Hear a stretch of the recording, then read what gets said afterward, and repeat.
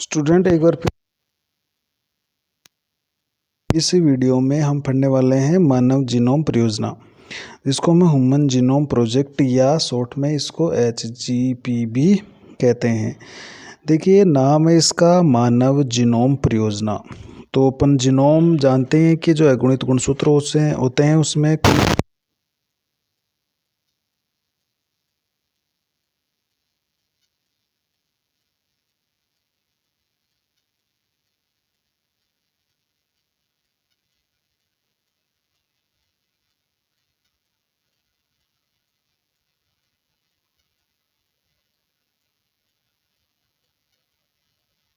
और ये जीन किस तरह से अभिव्यक्त होती है वो सारा हम इस परियोजना के अंतर्गत पढ़ने वाले हैं। तो देखिए, मानव जीनोम परियोजना, ह्यूमन जीनोम प्रोजेक्ट, यानी मानव के जीनोम से संबंधित कंप्लीट अध्ययन इसके अंतर्गत आता है। इसको अपन शॉर्ट में बोलते हैं ह्यूमन जीनोम प्रोजेक्ट या HGP। तो सबसे पहले देखिए जीनोम क्या होता है। तो जीनोम है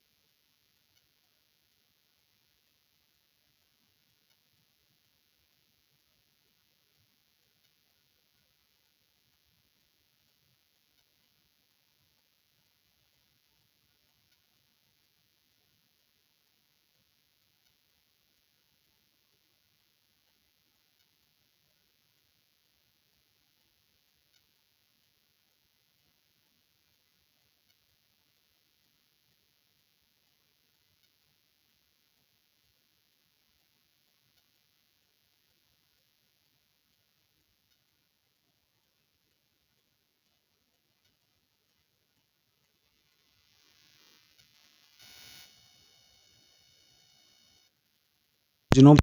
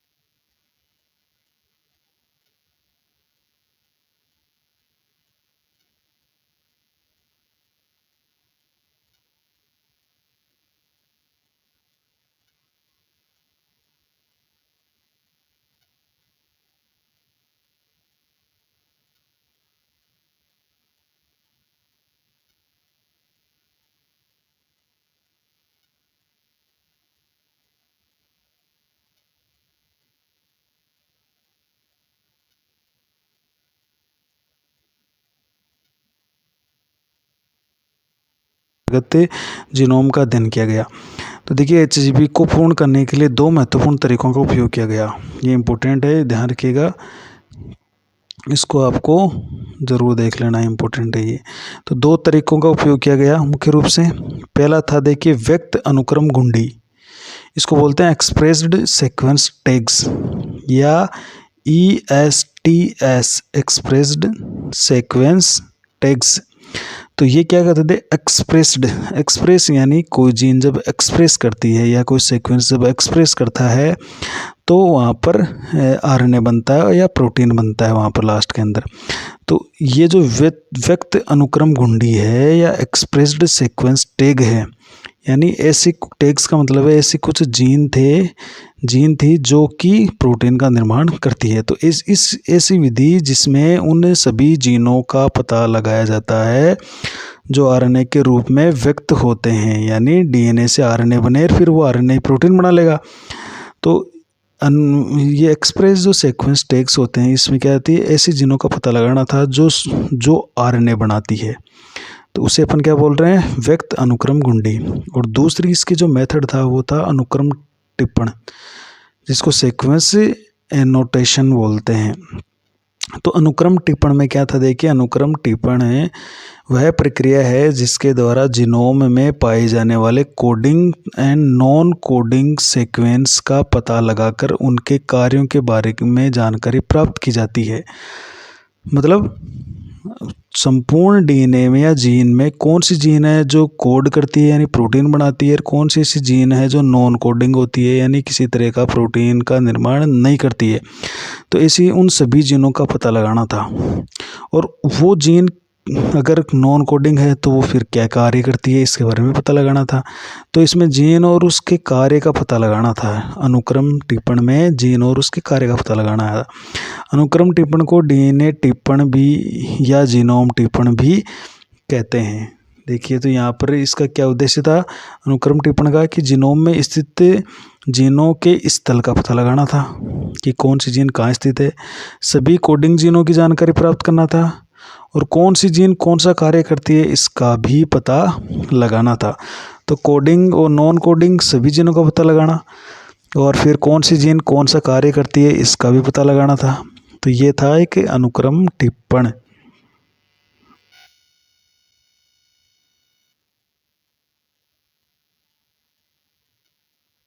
क्या प्रोसेस थी इसकी? तो अनुक्रम टिप्पण में जीनोम के अनुक्रम ज्ञात करने के लिए एक कोशिका के पूर्ण डीएनए को अलग करके छोटे छोटे यादृच्छिक खंडों यानी रैंडम फ्रेगमेंट में बदल दिया जाता है। यानी छोटे छोटे लंबे छोटे इस तरह से कई सारे छोटे छोटे इसके खंड बना लिए गए। डीएनए के छोटे छोटे खंडों को विभक्त करना आवश्यक है क्योंकि डीएनए एक बहुत लंबा अणु होता है और इतने लंबे डीएनए का अनुक्रम ज्ञात करना संभव नहीं होता है। मतलब इतने के अंदर डीएनए पाया जाता है, उस पूरे डीएनए का हम अनुक्रम एक साथ ज्ञात नहीं कर सकते, तो इसलिए हम उसके छोटे छोटे टुकड़े कर लेते हैं। अतः डीएनए को छोटे छोटे खंड बना दिए जाते हैं। डीएनए के छोटे खंडों को वाहक से जोड़कर परपोषी कोशिका यानी होस्ट सेल में डाल दिया जाता है। परपोषी कोशिका में डीएनए के इन खंडों की क्लोनिंग हो जाती है और पर्याप्त मात्रा में इनका आवर्धन हो जाता है, यानी हमें ये पर्याप्त मात्रा में प्राप्त हो जाते हैं। तो परपोषी कोशिका में इनको डाल दिया, उनकी क्लोनिंग हो गई और उनमें वो पर्याप्त मात्रा में मिल गए। तो यहाँ पर वाहक के रूप में किसका इस्तेमाल होता है? देखिए, जो अनुक्रम टिप्पण होता है उसमें वेक्टर के रूप में तो किया जाता है BAC यानी बैक्टीरियल आर्टिफिशियल क्रोमोसोम, जिसको जीवाणु कृत्रिम गुणसूत्र कहते हैं। और दूसरा होता है YACs यानी यीस्ट आर्टिफिशियल क्रोमोसोम यानी यीस्ट कृत्रिम गुणसूत्र। तो ये बैक्टीरिया और यीस्ट के अंदर पाए जाने वाले गुणसूत्र होते हैं जो बड़े खंडों का भी क्लोन करने में सहायक होते हैं। तो BAC और YAC ये दो वाहक रूप में अनुक्रम टिप्पण में मुख्य रूप से काम में लिए जाते हैं। अब परपोषी कोशिका के रूप में किसको काम मिलेंगे? होस्ट सेल के रूप में या परपोषी कोशिका के रूप में काम लिया जाता है यीस्ट को या जीवाणु। उपजीवाणु में जैसे इकोलाई को काम में लिया जाता है, यीस्ट को भी काम में लिया जाता है। अब क्या करेंगे? डीएनए खंडों के अनुक्रम का पता लगाने के लिए स्वचालित डीएनए अनुक्रमक ऑटोमेटेड डीएनए सीक्वेंसर होता है, उसका प्रयोग किया जाता है। तो हमने जो क्लोनिंग करके जो पर्याप्त मात्रा में हमने डीएनए के खंड प्राप्त कर लिए, उनका अपन अनुक्रम ज्ञात करने के लिए एक ऑटोमेटेड डीएनए सीक्वेंसर का उपयोग करेंगे। ये एक ऐसी मशीन होती है जो डीएनए अणु को क्षारकों का अनुक्रम ज्ञात करने के लिए प्रयोग में लाई जाती है। यानी डीएनए में जो क्षारकों का क्रम है वो किस प्रकार का है, कौन सा क्षारक कहाँ है, तो उसका पता लगा लेती है ये मशीन, ऑटोमेटिक डीएनए सीक्वेंसर। स्वचालित जो डीएनए अनुक्रमक जो मशीन होती है वो वैज्ञानिक फ्रेडरिक सेंगर द्वारा विकसित विधि के सिद्धांत पर कार्य करता है। तो ये मशीन है या अनुक्रमक